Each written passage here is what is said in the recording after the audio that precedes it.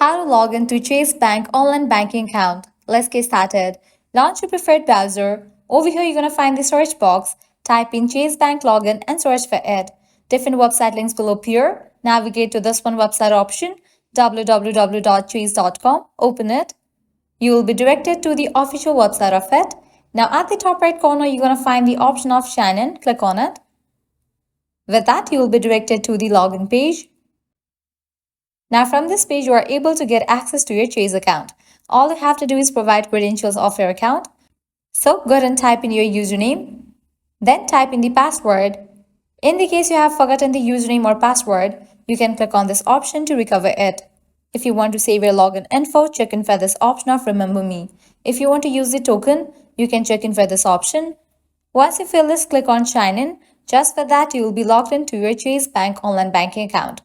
If you haven't enrolled for a Chase online account, you can click on this option and do that. Well, that's a wrap for this video. At the end, if you guys find this video helpful, don't forget to like, share and subscribe to our channel. Thanks for watching.